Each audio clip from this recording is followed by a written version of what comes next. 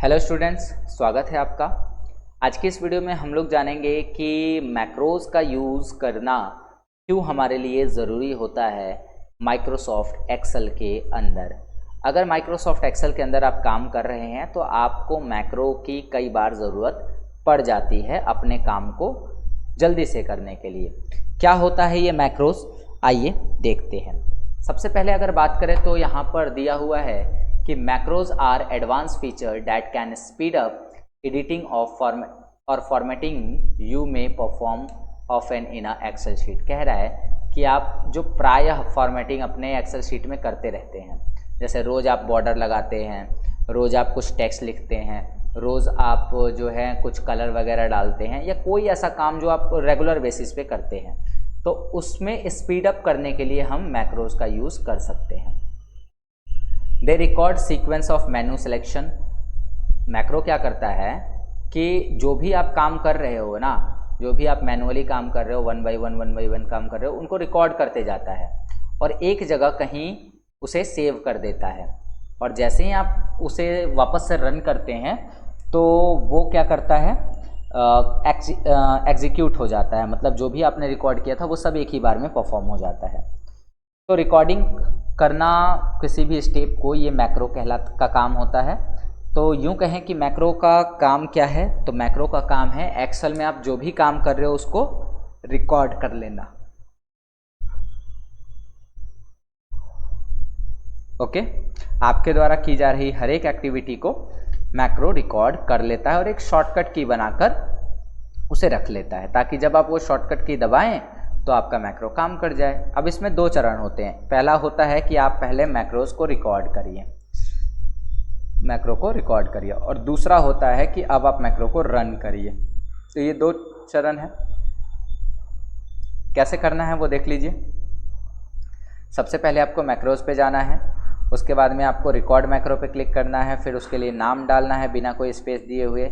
Shortcut की बता देनी है कि आपके मैक्रोज के लिए शॉर्टकट की क्या होगा। फिर डिस्क्रिप्शन अगर लिखना चाहते हैं लिख लो, और जो भी काम करना है वो करते जाइए। मैक्रो उसे रिकॉर्ड कर लेगा, फाइनली आप उसे स्टॉप कर पाएंगे। ठीक है, और उसको रन कराने का तरीका यहाँ लिखा है। तो चलिए आइए देखते हैं कि मैक्रोज हमारा काम कैसे करता है। इसके लिए हम चलेंगे एक्सेल शीट के अंदर, और एक्सेल में लास्ट क्लास में मैंने आपको ये बताया था। तो मान लीजिए एक नया शीट लिया मैंने, और मुझे ना रोज़ एक ही प्रकार की फॉर्मेटिंग करनी पड़ती है, तो मैं उसे क्या करता हूँ, कॉपी पेस्ट ना करके उसके लिए मैक्रो बना लेता हूँ, ताकि जब भी मैं वो काम करूँ तो ऑटोमेटिकली ये सब कुछ हो जाए। क्या है वो काम, आइए देखते हैं। जैसे मैं सबको इधर डिलीट मारता हूँ, ये ऊपर लिखा है city, product, price, quantity, amount. ठीक है, अब मुझे इसे रिकॉर्ड करना है, इस पर जो भी हम काम करेंगे उसको रिकॉर्ड करना है। तो उसके लिए हम चले जाएंगे कहाँ, व्यू टैब में, मैक्रोज के अंदर, और मैक्रोज में आपको ऑप्शन मिलेगा रिकॉर्ड मैक्रो। जब आप रिकॉर्ड मैक्रो पे जाएंगे तो आपसे मैक्रो का नाम पूछा जाएगा। इस मैक्रो का नाम हम रख देते हैं, इस मैक्रो का नाम हम रख देते हैं फॉर्मेट। फिर शॉर्टकट की कह रहा है, तो हमने शॉर्टकट की यहाँ दबाया। कंट्रोल तो दबा हुआ है पहले से, अल्ट के साथ कुछ दबा देते हैं, लाइक एस नहीं लिया तो खाली एस ले लो, या अल्ट के साथ एस नहीं ले रहा है तो खाली एस लेना पड़ेगा। डन।